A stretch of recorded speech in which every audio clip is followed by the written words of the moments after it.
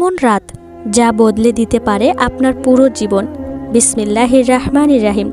আসসালামু আলাইকুম প্রিয় দিনী ভাই ও বোনেরা, আজ আমি আপনাদের এমন এক রাতের কথা বলবো, যে রাত শুধু ইতিহাস নয়, যে রাত শুধু ঘটনা নয়, যে রাত মুসলমানদের ঈমানের মেরুদণ্ড।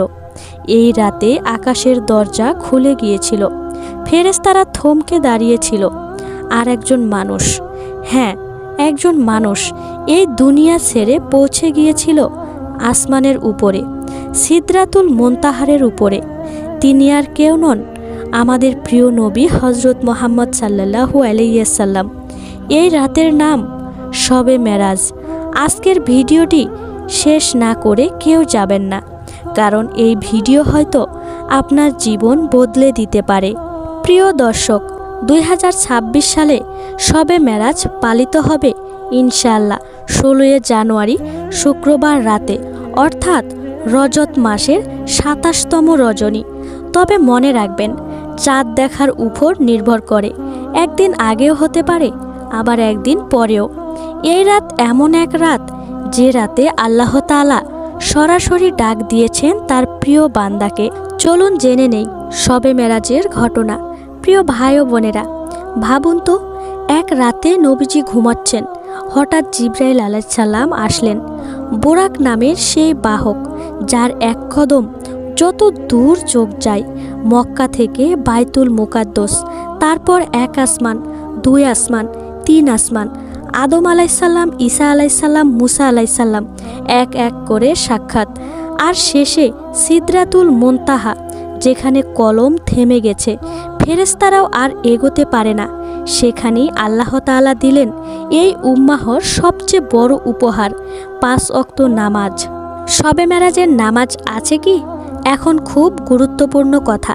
প্রিয় ভাই ও বোনেরা, অনেকেই বলেন শবে মেরাজের 12 রাকাত নামাজ, শবে মেরাজের নির্দিষ্ট নামাজ। সত্য কথা জানেন কি? শবে মেরাজের জন্য নির্দিষ্ট কোনো ফরজ বা সুন্নাহ নামাজ নেই, কিন্তু আপনি চাইলে নফল নামাজ পড়তে পারেন। 2 রাকাত, 4 রাকাত, যত পারেন আল্লাহর কাছে কান্নাকাটি করতে পারেন, কারণ নফল ইবাদতের দরজা সবসময় খোলা থাকে।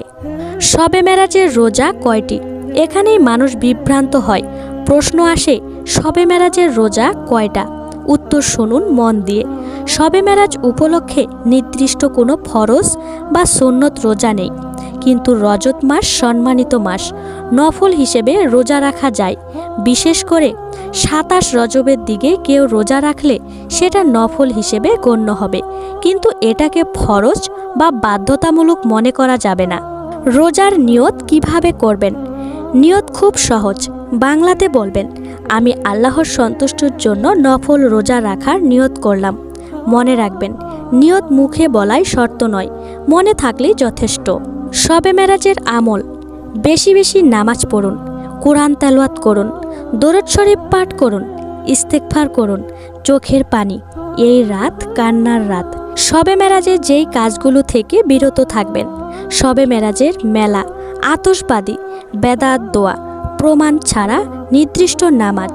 ইবাদত মানে নীরবতা, বিনয়, আল্লাহর সামনে ভেঙে পড়া। প্রিয় দিনী ভাই ও বোনেরা, জানি না আমরা আর একটা শবে মেরাজ পাবো কিনা, হয়তো এটাই শেষ।